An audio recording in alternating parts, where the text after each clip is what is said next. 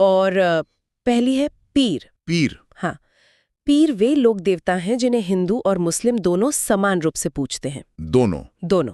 और ये सिर्फ एक परिभाषा नहीं है, ये राजस्थान के सामाजिक ताने बाने का एक खूबसूरत सबूत है।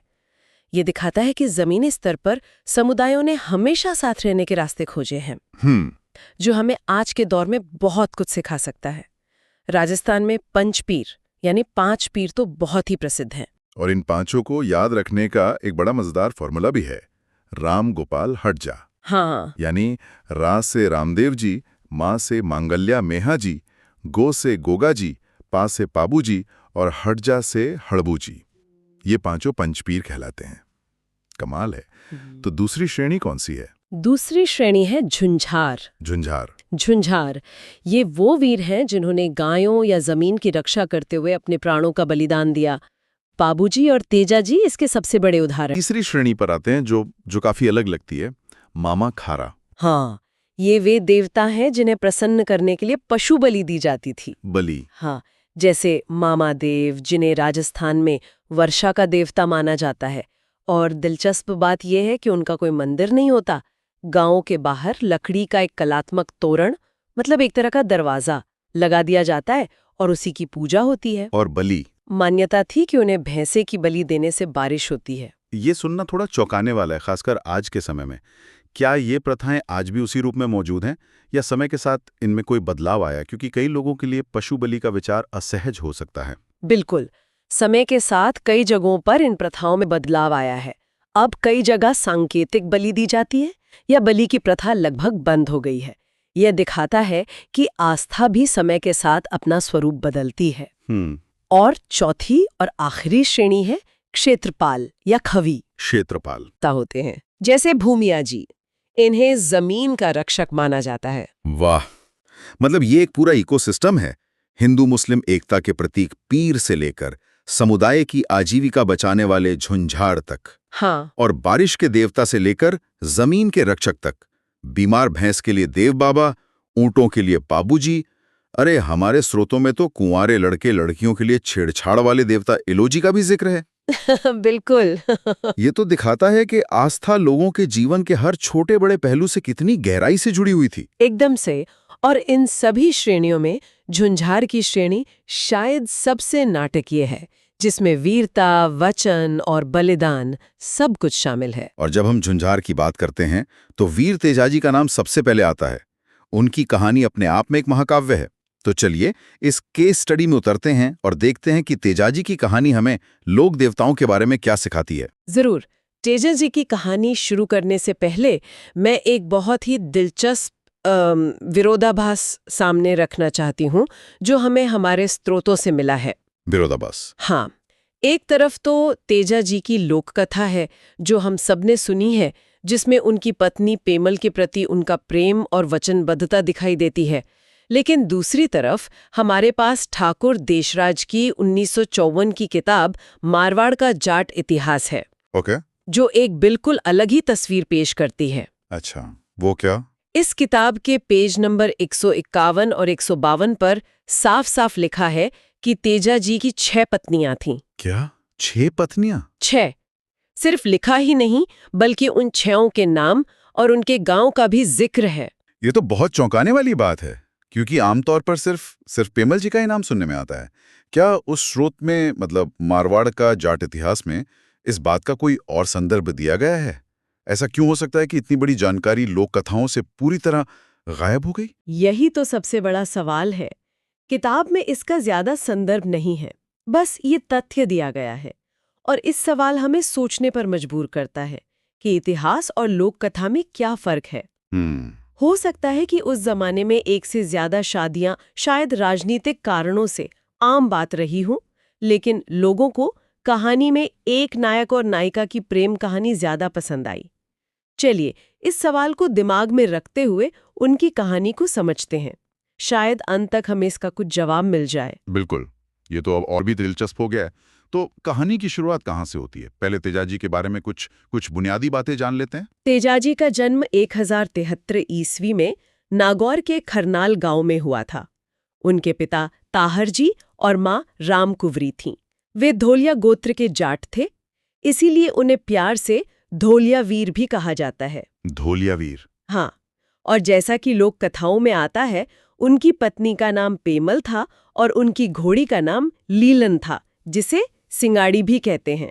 और उनकी कई उपनाम भी हैं जो उनके कामों को दिखाते हैं, जैसे कृषि उपकारक देवता, क्योंकि किसान आज भी हल जोतने से पहले उनकी गीत गाते हैं। एक नाम है काला बाला का देवता।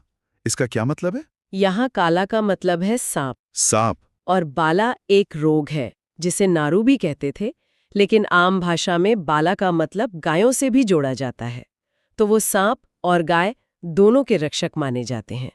और ये सांप के रक्षक वाली उपाधि उनकी कहानी के सबसे नाटकीय हिस्से से आती है। तो कहानी शुरू होती है एक ताने से, है ना? एक किसान, एक आम आदमी देवता बनने के सफर पर एक पारिवारिक कहासुनी से निकलता है। बिल्कुल। तेजाजी की शादी बचपन में हो गई थी, लेकिन उनकी पत्नी पेमल अपने मायके पनेर में ही थी। तेजाजी लगभग 30 साल के हो चुके थे। 30 साल? हाँ, एक दिन वो खेत में काम कर रहे थे और उनकी भाभी खाना लेकर देर से पहुंची। जब तेजाजी ने कुछ कहा तो भाभी ने ताना मार दिया कि अपनी पत्नी को तो लाते नहीं, मुझसे दिन रात काम करवाते हो। और ये बात एक स्वाभिमानी जाट के दिल पर लग गई। वो तुरंत तैयार हुए और अपनी घोड़ी लीलन पर सवार होकर अपनी पत्नी को लेने ससुराल पनेर के लिए निकल पड़े। लेकिन वहां किस्मत ने साथ नहीं दिया। नहीं दिया। जब वो पहुंचे तो उनकी सास गाय का दूध निकाल रही थीं। घोड़े की आवाज सुनकर गाय बिदक गई और उसने लात मारकर दूध की बाल्टी गिरा दी। ओहो! सास ने बिना देखे ही गुस्से में कह दिया, न जाने कौन आ गया मनहूस जिसने दूध गिरा दिया। बस इतना सुनना था कि तेजाजी का पारा चढ़ गया। उन्हें इतना अपमान महसूस हुआ कि वो बिना पेमल से मिले ही वापस लौटने लगे। वो कहते हैं, मुझे आपकी बेटी चाहिए ही नहीं। और यही कहानी का टर्निंग पॉइंट आता है। अगर उनकी पत्नी पेमल ने अपनी सहेली लाछा गुजरी को ना भेजा होता तो शायद आगे की कहानी होती ही नहीं। पेमल को जब ये पता चला तो उन्होंने अपनी सहेली लाछा से मिन्नत की कि वो तेजाजी को किसी भी तरह रोक ले। और लाछा गुजरी ही वो कड़ी बनती हैं जिनकी वजह से तेजाजी को अपनी वीरता दिखाने का मौका मिलता है ना? एकदम। लाछा के बहुत मनाने पर तेजाजी रुक तो गए, लेकिन उन्होंने ससुराल में रुकने से मना कर दिया। उन्होंने कहा कि मैं रात लाछा के घर ही गुजारूंगा। अच्छा। और उसी रात मेर के मीणा लाछा गुजरी की सारी गाय चुरा कर ले गए। और यहीं एक झुंझार का जन्म होता है। लाछा रोती बिलखती तेजाजी के पास पहुंची और तेजाजी ने उसे वचन दिया। हाँ, उन्होंने कहा, तुम चिंता मत करो, तुम्हारी गाय मैं वापस लाऊंगा, चाहे मेरी जान ही क्यों ना चली जाए। और वो अपने वचन को निभाने निकल पड़ते हैं। वो मंडावरिया गांव में मीणाओं से भयंकर युद्ध करते हैं। वो अकेले ही उन सभी से लड़ते हैं और गायों को छुड़ा लाते हैं। लेकिन इस लड़ाई में उनका शरीर बुरी तरह जख्मी हो जाता है। जगह जगह से खून बह रहा होता है। जब वो वापस आते हैं तो लाछा अपनी गायों को देखकर खुश हो जाती है, लेकिन फिर उसे याद आता है कि एक छोटा बछड़ा तो पीछे ही छूट गया है। हाँ। और तेजाजी, जो बुरी तरह घायल हैं, अपने वचन को अधूरा नहीं छोड़ना चाहते। वो उस एक बछड़े को लेने के लिए वापस मुड़ जाते हैं। और इसी वापसी के रास्ते में वो घटना घटती है जो तेजाजी को हमेशा के लिए अमर कर देती है। सेंद्रिया नाम की जगह पर वो देखते हैं कि एक सांप आग में जल रहा है। और दयालु स्वभाव के तेजाजी अपने भाले की नोक से उस सांप को आग से बाहर निकाल देते हैं। लेकिन यहाँ कहानी में एक और मोड़ आता है। वो सांप, जिसका नाम भासक बताया गया है, बचाए जाने पर खुश होने की बजाय क्रोधित हो जाता है। वो कहता है, मैं मुक्ति पाने वाला था, तुमने मुझे क्यों बचाया? अब मैं तुम्हें डसूंगा। तेजाजी उसे समझाते हैं कि मैंने तो तुम्हारी जान बचाई है, लेकिन सांप नहीं मानता। तब तेजाजी अपना प्रसिद्ध वचन देते हैं। वो कहते हैं, देखो, मैं एक वचन से बंधा हुआ हूं। मैं पहले उस बछड़े को उसकी मां तक पहुंचा दूं, फिर मैं खुद तुम्हारे पास आऊंगा। ये एक राजपूत का वचन है, मैं इसे नहीं तोड़ूंगा। सांप उनकी बात मान लेता है। तेजाजी बछड़ा लौटाकर लहूलुहान हालत में अपना वचन पूरा करने के लिए सांप के पास वापस पहुंचते हैं। और सांप उनके शरीर को देखकर हैरान रह जाता है। वो कहता है, मैं तुम्हें कहाँ डसूं? तुम्हारा तो पूरा शरीर घावों से भरा है, कोई साफ जगह ही नहीं है। इस पर तेजाजी अपनी जीभ बाहर निकाल देते हैं। हाँ, और कहते हैं, मेरा ये अंग बिल्कुल साफ है, तुम यहाँ डसकर अपना प्रण पूरा करो। उनकी इस वचनबद्धता को देखकर सांप भी नतमस्तक हो जाता है। वाह!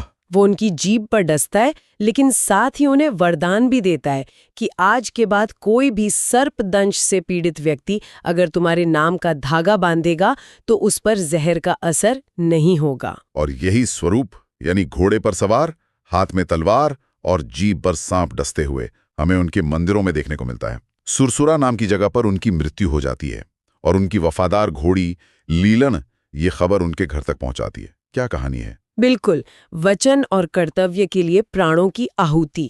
और इसी एक घटना ने उन्हें कालाबाला का देवता यानी सर्प रक्षक देवता बना दिया। आज भी गांवों में उनके नाम की तांती यानी धागा दाहिने पैर में बांधने की प्रथा है। हाँ, बिल्कुल है। तो आज उन्हें किस रूप में याद किया जाता है? उनकी विरासत क्या है? उन्हें भगवान शिव का 11वां अवतार माना जाता है। उनका मुख्य मंदिर परबतसर में है, जो अब डीडवाना जिले में आता है। परबतसर जी, इस भव्य मंदिर का निर्माण मारवाड़ के शासक अभय सिंह ने करवाया था। हर साल भाद्रपद शुक्ल दशमी को, जिसे तेजा दशमी कहते हैं, वहाँ बहुत बड़ा पशु मेला लगता है। ये उनकी मृत्यु का दिन है। और वो किन समुदायों में सबसे ज्यादा पूजे जाते हैं? वे मुख्य रूप से जाट समुदाय के आराध्य देव हैं, लेकिन अजमेर क्षेत्र की सहरिया जनजाति भी उन्हें बहुत मानती है। उनके जीवन पर वीर तेजा जी नाम की एक सफल राजस्थानी फिल्म भी बन चुकी है। उनकी कहानी आज भी भजनों और लोकगीतों के जरिए जिंदा है। तो अब हम वापस उसी पहेली पर आते हैं जिससे हमने शुरुआत की थी। एक तरफ ये महाकाव्य जैसी कहानी है जो वचन, प्रेम और बलिदान पर केंद्रित है, जिसमें पत्नी पेमल एक अहम किरदार है, और दूसरी तरफ वो ऐतिहासिक स्रोत जो 6 पत्नियों का जिक्र करता है। हम इन दोनों को कैसे समझें? मेरे ख्याल से यही लोक देवताओं के अध्ययन का सबसे आकर्षक पहलू है। ये हमें दिखाता है कि समाज इतिहास को कैसे चुनता और संवारता है। हाँ, संभव है कि ऐतिहासिक तेजा जी की 6 पत्नियां रही हों जो उस समय के राजनीतिक या सामाजिक गठबंधनों का हिस्सा हों, लेकिन लोकमानस को एक जटिल पारिवारिक जीवन की कहानी में शायद उतनी प्रेरणा नहीं मिली जितनी एक पत्नी के सम्मान के लिए लड़ने वाले, एक असहाय महिला को दिए वचन को निभाने वाले और अपने वचन के लिए सांप के आगे सिर झुका देने वाले नायक की कहानी में मिली। मतलब